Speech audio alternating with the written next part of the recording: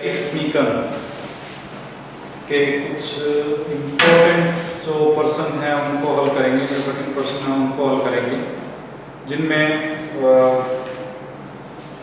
Topic जो हमने किए इसमें एक तो व्युत्क्रम कैसे ज्ञात किया जाता है, एक हमने टॉपिक किया था व्युत्क्रम के साथ में अगर कोई भी रैखिक समीकरण दे रखी है तो उसको हल करने के लिए दो हमारे पास विधियाँ थी, क्रैमर विधि और एक हमारे पास थी आव्यूह विधि, मैट्रिक्स विधि, जिसकी सहायता से हम किसी भी रैखिक समीकरण के हल प्राप्त करते हैं।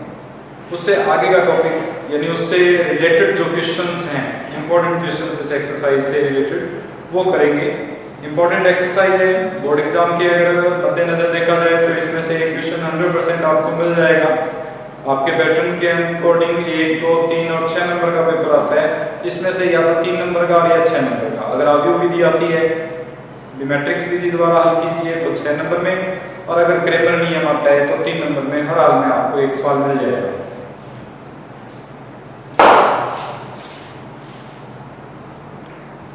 इसमें एक सवाल लेके चलते हैं जिसके अनुसार हमें एक मैट्रिक्स दी हुई है। इस मैट्रिक्स का व्युत्क्रम आव्यूह हमें ज्ञात करना है और इसकी सहायता से इस समीकरण निकाय को हल करेंगे। समीकरण निकाय को हल करने के लिए सबसे पहले इसका व्युत्क्रम जो ज्ञात करना है उसको निकालते हैं। व्युत्क्रम के लिए हमें उपसारणी के मान चाहिए m11, 12, 13, 21, 22, 23, 31, 32, 33। सबसे पहले 11 का मान कितना होगा? पहली पंक्ति पहला स्तंभ जाएगा 1 + 3, 1 + 3 करेंगे कितना आ जाएगा? 4। 1, 2 निकालेंगे तो पहली पंक्ति दूसरा स्तंभ छोड़ना है, 2 + 3, 2 + 3 करेंगे कितना आ जाएगा? 5। फिर पहली पंक्ति तीसरा स्तंभ छोड़ेंगे, जो बचेगा उसको लिखेंगे 2 - 1 यानी 1 आएगा। फिर दूसरी पंक्ति पहला स्तंभ -1 -1 -2, दूसरी पंक्ति दूसरा स्तंभ 1 - 1 0, दूसरी पंक्ति तीसरा स्तंभ 1 + 1 2, तीसरी पंक्ति पहला स्तंभ -+3 हो जाएगा -1, तीसरी पंक्ति दूसरा स्तंभ -3 -2 -5, तीसरी पंक्ति तीसरा स्तंभ 1 + 2 3 आ जाएगा। अब F11 निकालते हैं, सेकंड निकालेंगे इनके 4, F12 -5, F13 1, F21 2, F22 0, F23 -2, F31 2, F32 5 और F33 3। सेकंड निकालेंगे, पहले सारणी के का मान निकाल लेते हैं। सारणी के पहली पंक्ति के सेकंडों को पहली पंक्ति के अवयवों से गुणा करके जोड़ देते हैं, यानी 1 × 4 प्लस -1 × -5 प्लस 1 × 1। हल करेंगे 4 + 5 + 1 यानी 10। एडजॉइंट निकालेंगे, इनको मैट्रिक्स के रूप में वापस व्यवस्थित करके उसका परिवर्त ज्ञात करते हैं। मैं डायरेक्ट परिवर्त निकाल रहा हूं इसका। इसको लिखेंगे तो इस प्रकार से हो जाएगा 4 - 5 1। प्रथम पंक्ति के थे, प्रथम स्तंभ बना दिए, परिवर्त हो गया इसका। दूसरी पंक्ति को दूसरा स्तंभ बना देंगे, तीसरी पंक्ति को तीसरा स्तंभ बना देंगे। A इनवर्स निकालेंगे 1/10। सूत्र आपको पता है, क्या सूत्र था भाई? एडजॉइंट A बटे सारणी के, यानी 1/10 4 2 2 -5 0 5 1 - 2 3। ये हमें व्युत्क्रम निकालने के लिए कहा गया था, हमने व्युत्क्रम निकाल दिया। अब इन समीकरणों को हल करना है तो सबसे पहले इन समीकरणों को वास्तविक जो रूप होता है इनका उस रूप में परिवर्तित करते हैं। अगर वास्तविक रूप में परिवर्तित करेंगे तो पहली पंक्ति का पहले स्तंभ से गुणा करने पर क्या बनेगा? x प्लस जेड, पहली पंक्ति का दूसरे स्तंभ से y plus 2y plus Z, और तीसरी पंक्ति का पहले स्तंभ से करेंगे तो y प्लस ये 2x प्लस y आएगा और यहाँ पे y प्लस जेड हो जाएगा, ये बराबर आएगा। इसको अगर हल करें, 2 का भाग देते हैं, इधर 2 का गुणा कर देते हैं और फिर दोनों को जोड़ देते हैं। अगर इसमें 2 का भाग देंगे y बचेगा, y में इसका 2 गुना करेंगे तो 4 आएगा, y प्लस 4। फिर इसमें भाग देंगे 3z में 0 जोड़ेंगे 3z ही आ जाएगा। फिर इसमें भाग देंगे तो माइनस x में 2 जोड़ेंगे तो माइनस x प्लस 2 हो जाएगा। दो मैट्रिक्स तभी बराबर हो सकती हैं जब उनके मान भी बराबर हों। मान बराबर होंगे तो x प्लस जेड बराबर आ जाएगा y प्लस 4 के। इसी प्रकार 2x प्लस जेड y बराबर आ जाएगा 3z के, और y प्लस जेड बराबर आ जाएगा माइनस x प्लस 2 के। इसको व्यवस्थित कर लें तो कुछ इस प्रकार की आपके पास समीकरण बन रही है, जिसके अनुसार x minus y plus z बराबर 4, 2x plus Y minus 3z बराबर 0, x plus y plus z बराबर 2। अगर मैं इसको मैट्रिक्स रूप में बदलता हूं तो मैट्रिक्स रूप कुछ इस प्रकार से बनेगा 1 minus 1 1, 2 1 minus 3, 1 1 1, x y z बराबर 4 0 2, जो कि a x बराबर b के रूप में है। ये नियम किया हुआ था कि दी गई एक समीकरणों में इस रूप में कैसे बदलेंगे, x के गुणांकों को पहले स्तंभ में, y के गुणांकों को दूसरे स्तंभ में, z के गुणांकों को तीसरे स्तंभ में लिखते हुए, और इधर x y z लिखते हुए जो बराबर में है उनको b के रूप में लिखते हुए व्यक्त करते हैं। अब व्युत्क्रम अवयव की सहायता से हम इस समीकरण का जब हल करते हैं तो उसके अनुसार ये a जो है वो इधर जाके किसमें बदलेगा, a इनवर्स में। ये x से पहले था तो इधर b से पहले आएगा a इनवर्स, अर्थात x बराबर इससे समीकरण क्या बनेगी, a इनवर्स गुना b। हम इसका उपयोग करते हैं क्योंकि हमें जो दी गई समीकरण थी, इस समीकरण में और इस समीकरण में हम a मैट्रिक्स जो हमने बनाई है उसमें अगर तुलना करें तो दोनों बराबर हैं। इसका मतलब अगर ये मैट्रिक्स A है तो A इनवर्स ये होगा जो हमने याद किया था। ये अगर A इनवर्स ये है तो इसमें A इनवर्स का मान ये रख देंगे। अगर A इनवर्स का मान रखते हैं तो यहां पे आ जाएगा x का मान x y z, A inverse का मान 1/10, यहां बन जाएगा 4 2 2 माइनस 5 0 5 1 माइनस 2 3। इसका गुणा b से, b क्या है 4 0 2 से, गुणा करते हैं 1/10, पहली पंक्ति पहला स्तंभ क्या आएगा 16 प्लस 0 प्लस 4, पहली पंक्ति दूसरा स्तंभ माइनस 20 प्लस 0 प्लस 10, तीसरी पंक्ति पहला स्तंभ 4 प्लस 0 प्लस 6। हल करेंगे तो 1/10 बराबर 20 माइनस 10 10। ये x y z के बराबर है। अगर और तुलना करें तो x का मान 20/10 होगा यानी 2 आ जाएगा, y का मान माइनस 10/10 आएगा यानी माइनस 1 हो जाएगा, और z का मान 10/10 आ जाएगा यानी 1 आ जाएगा, जो कि इस दी गई समीकरण के आव्यूह विधि द्वारा हल है। तो इस सवाल में बात तो एक ही है, आप चाहे इन समीकरणों को पहले हल करते हुए इस रूप में बदलें और फिर इसका इनवर्स निकाल के हल कीजिए, और कुछ सवालों में वो पहले ही दे देता है कि इसका व्युत्क्रम ज्ञात कीजिए और इसकी सहायता का मतलब वो समीकरण कहीं न कहीं ए इनवर्स निकालने में पहले ही काम में ले चुके हैं, उसका उपयोग सीधा करना है हमें समीकरणों को हल करने में। इसमें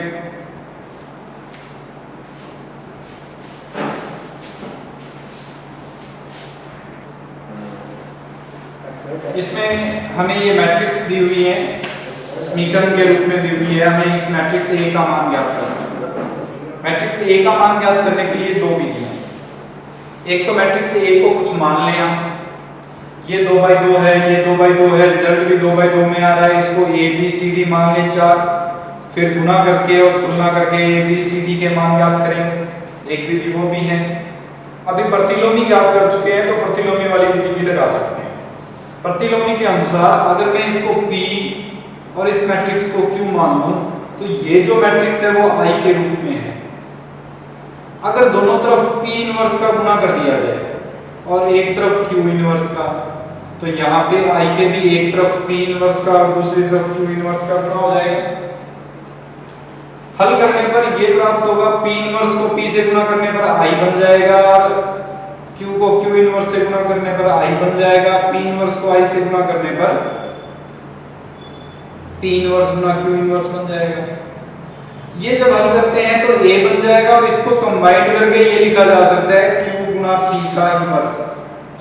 हम Q और P का गुना करते हैं और बाद में उसका इनवर्स निकाल देते हैं, उत्तर आ जाएगा, ये मैट्रिक्स बन जाएगी। व्युत्क्रम आव्यूह निकालना आपको आता है, Q और P का गुना करना आपको आता है। हमने इसमें सिर्फ इतना ही किया था, इसको P इसको Q माना था, P इनवर्स और Q इनवर्स से गुना करके दोनों तरफ और उसको हल किया है। A का मान आ जाएगा, A का मान ज्ञात करना है। हल करते हैं, सबसे पहले Q और P का गुना करते हैं। Q यानी 4 7 3 5, P 1 2 2 3। हल करेंगे, पहली पंक्ति पहला स्तंभ ये बन जाएगा 4 + 14, पहली पंक्ति दूसरा स्तंभ 8 + 21, दूसरी पंक्ति पहला स्तंभ 3 + 10, दूसरी पंक्ति दूसरा स्तंभ 6 + 15। हल करेंगे, ये बन जाएगा 18 29 13 और 21। इसका इनवर्स निकालते हैं। इनवर्स निकालेंगे तो QP का इनवर्स याद करने के लिए हमें एक तो एडजॉइंट निकालना पड़ेगा QP का और फिर उसमें सारणिक QP का भाग देना पड़ेगा। पहले सारणिक QP निकाल लेते हैं। QP का सारणिक का मान ज्ञात करेंगे तो ये हो जाएगा 18 गुना 21 माइनस 29 गुना 13। हल करो, 378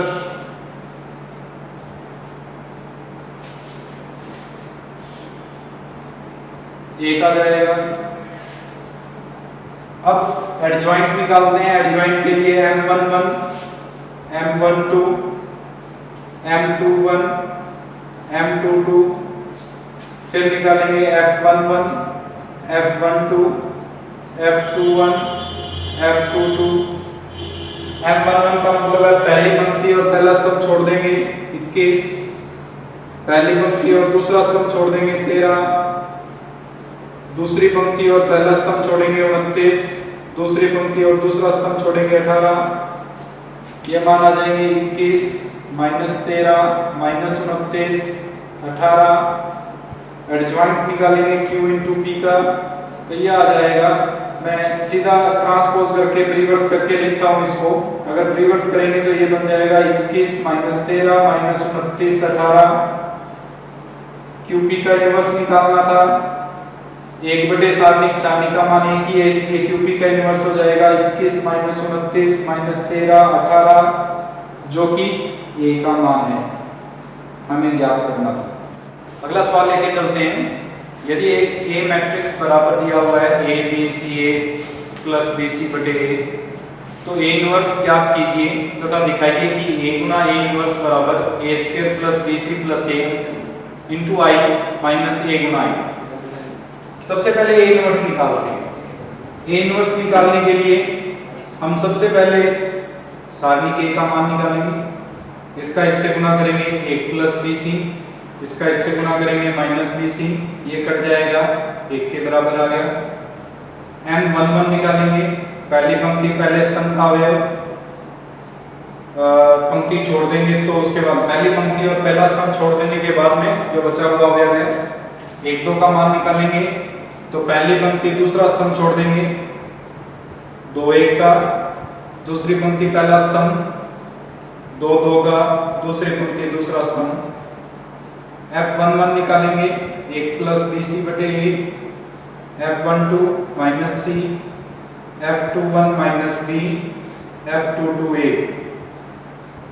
एडजॉइंट ए निकालेंगे तो ये बन जाएगा ए प्लस बी सी बटे ए माइनस बी माइनस सी और ए।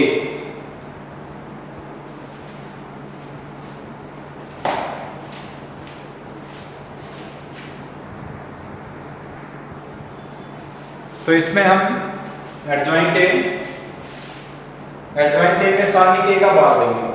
सारणिक ए का मान 1 है इसलिए ए इनवर्स आ जाएगा आपके पास। ये बन जाएगा ए प्लस बी सी बटे A minus B minus C A inverse निकालना था, ए इनवर्स निकाल लिया। इसके बाद में हम निकालेंगे, इसको सिद्ध करेंगे। इसको सिद्ध करने के लिए पहले एलएचएस को हल करते हैं जो है ए गुना ए इनवर्स, अर्थात इस मैट्रिक्स ए इनवर्स को ए से गुना करना। अगर ए से गुना करेंगे तो ये बन जाएगा A plus B C minus A B minus A C A square. ठीक है, फिर उसमें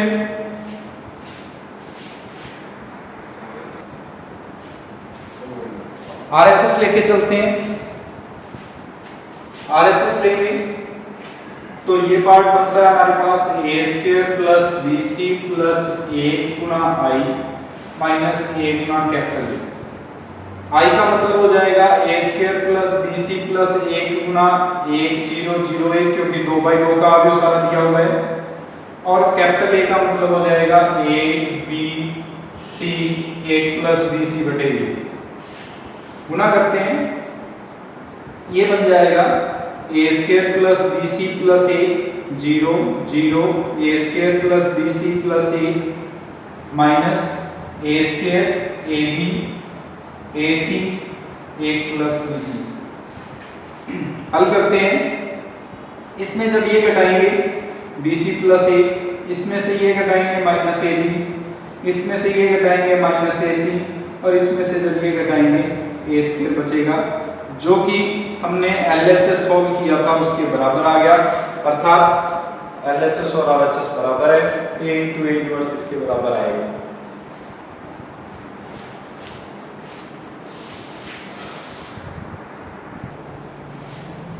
सारणिक की सहायता से निम्न समीकरण निकाय को हल कीजिए। सारणिक का मतलब क्रेमर विधि। आव्यूह विधि कहा जाए तो आव्यूह विधि मैट्रिक्स विधि जो बताई थी कल वो लगानी है। सारणिक का नियम कह दिया जाए तो सारणिक की सहायता का मतलब है क्रेमर का नियम लगाते हुए। और क्रेमर नियम द्वारा हल करने के लिए सबसे पहले हम उसको उस रूप में परिवर्तित करते हैं। यहाँ पे x के गुणांक, फिर y के गुणांक, फिर z के गुणांक, x y z बराबर आ जाएगा 1 k स्क्वायर जो हमारे पास ax बराबर b का रूप बनता है। आव्यूह विधि में जब a का इनवर्स निकालते हैं, इनवर्स को b से गुना करते हैं, x का मान आ जाता है। और यहाँ पे अब जब हम हल करेंगे तो इसमें हमारे पास इस a की सारणिक का मान यानी डेल्टा का मान निकालेंगे। डेल्टा का मान हो जाएगा हमारे पास 1 1 1 a b c a square b square c square का डायरेक्ट हल करते हैं तो बहुत बड़ा विस्तार हो जाएगा। सारणिक के कुछ गुणधर्म किए थे, उन गुणधर्मों का उपयोग कर लेते हैं। गुणधर्मों के अनुसार हमने क्या किया था कि अगर 3 1 बन जाए तो 2 को 0 बना के कॉमन लेके फिर हल कर लेते हैं। वही नियम यहाँ पे लगाते हैं। मैं इसमें आपकी मर्जी है, आप कोई भी नियम लगा सकते हो। जैसे इस एक की सहायता से इन दोनों को 0 बना दो, चाहे इस एक की सहायता से इन दोनों को 0 बनाएं, चाहे इस एक की सहायता से इन दोनों को 0 बनाएं, आपकी मर्जी है। हम इसमें करते हैं C2 में परिवर्तन C2 माइनस C1, C3 में परिवर्तन C3 माइनस C1। यहाँ आ जाएगा a square 0 b minus a b square minus a square 0 c minus a c square minus a square. इस स्तंभ में से और इस स्तंभ में से कुछ कॉमन आ रहा है क्योंकि b square minus a square को b minus a b plus a लिख सकते हैं, c square minus a square को c minus a c plus a लिख सकते हैं। तो इसका मतलब है कि इस स्तंभ में से और इस स्तंभ में से कुछ कॉमन लिया जा सकता है। अगर इन दोनों में से कुछ कॉमन लेते हैं, जैसे b माइनस ए कॉमन आ रहा है और c माइनस ए कॉमन आ रहा है, तो यहाँ बच जाएगा 1a square, 0 1 b plus A, 0 1 c plus ए। अब इसको हल करेंगे, b माइनस ए, c माइनस ए, इस एक के सापेक्ष विस्तार कर देंगे, एक के सापेक्ष विस्तार करने पर ये बन जाएगा c plus A minus B minus ए से ए कट गया। इसमें से अगर माइनस कॉमन ले लें तो ये लिखा जा सकता है माइनस का a माइनस बी। इसमें से अगर माइनस कॉमन ले लिया जाए तो माइनस माइनस प्लस हो जाएगा b माइनस सी, और ये बन गया c माइनस ए। अर्थात एक और a b c और इसका हल जो है सारणी का वो a minus B, b minus C, c minus A प्राप्त होता है। हमें x y z का मान निकालना है, डेल्टा 1 निकालेंगे। डेल्टा 1 का मतलब था पहले स्तंभ को b से परिवर्तित कर देना, प्रतिस्थापित कर देना। यहाँ b की जगह 1k स्क्वायर है तो यहाँ पे आ जाएगा 1k स्क्वायर, बाकी स्तंभ as it is 1c square. इसको इसी विधि द्वारा हल करेंगे। अंतर क्या है, सिर्फ a की जगह क्या बन गया k। अगर a की जगह k बन गया तो इसमें भी a की जगह k लिख देते हैं जहां पे भी आ रहा है। अगर a की जगह k लिखेंगे तो ये बन जाएगा k minus b, b minus c और c माइनस k।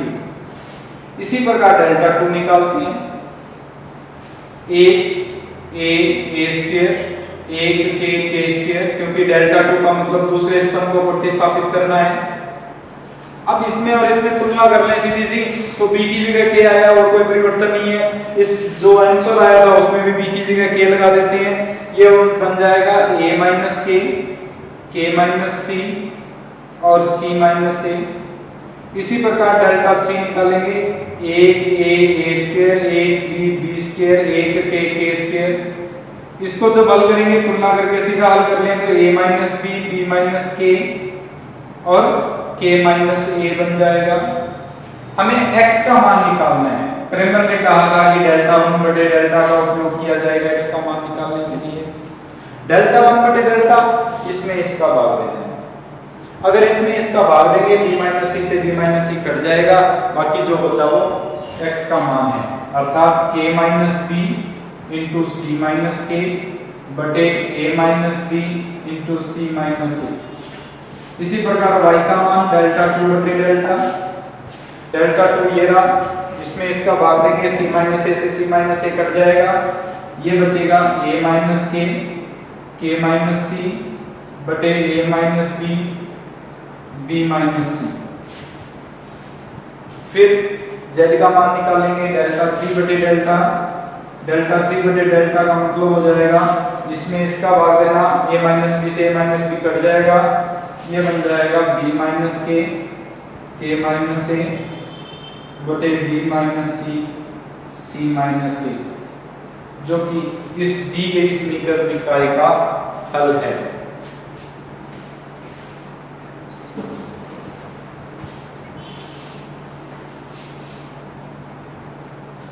हाँ भाई, निम्न समीकरण निकाय के अनंत हल हो तो a और b का मान ज्ञात करना है। अनंत हल, सबसे पहले इस टॉपिक को हम कर लेते हैं। अनंत हल कब था?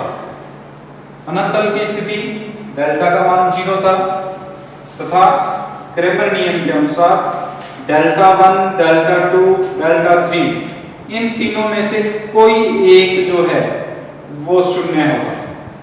हम इसमें मान के चल लेंगे कि डेल्टा 1 का मान 0 आता है और a और b का मान ज्ञात करेंगे। सबसे पहले डेल्टा निकालते हैं, इसको मैट्रिक्स रूप में बदल लेते हैं। 2 b 5 1 minus 2 5 a 1 a x y z, यहाँ बन जाएगा 4 माइनस 2 माइनस 2। ये ax बराबर b के रूप में परिभाषित हो गया।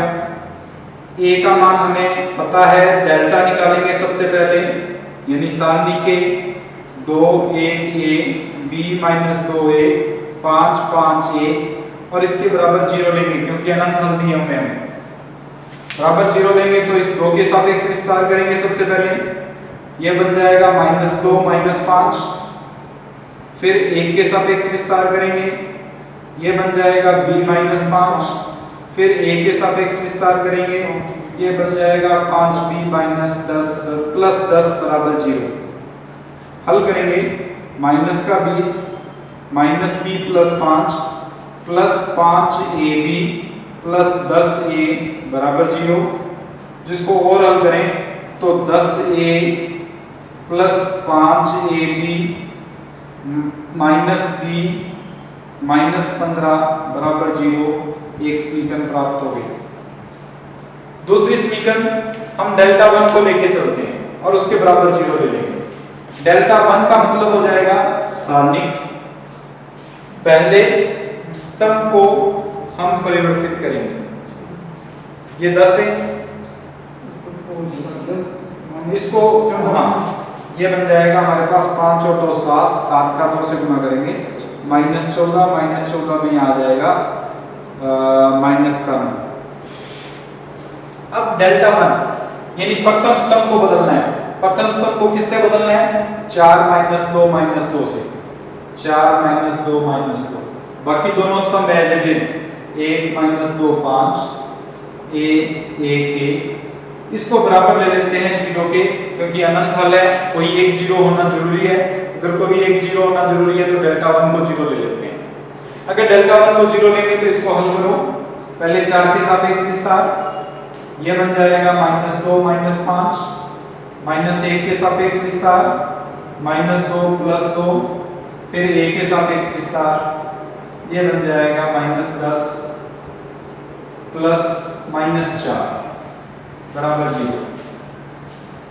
हल करते हैं, माइनस 28 0 माइनस 14 बराबर 0। ए का मान आ जाएगा 28 बटे माइनस 14 यानी माइनस 2। ए का मान इस समीकरण 1 में रख देते हैं।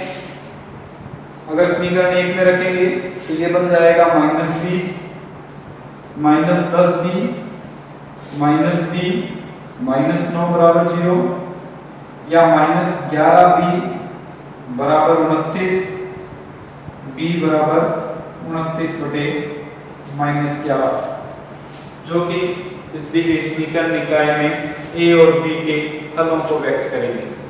आप डेल्टा 2 को भी 0 ले सकते थे, डेल्टा 3 को भी 0 ले सकते थे, अपनी मर्जी से लेना था, लेकिन डेल्टा 1 को 0 लेने से a का सीधा मान प्राप्त हो रहा था। हमने डेल्टा 1 का मान 0 लेते हुए फिर हल कर लिया।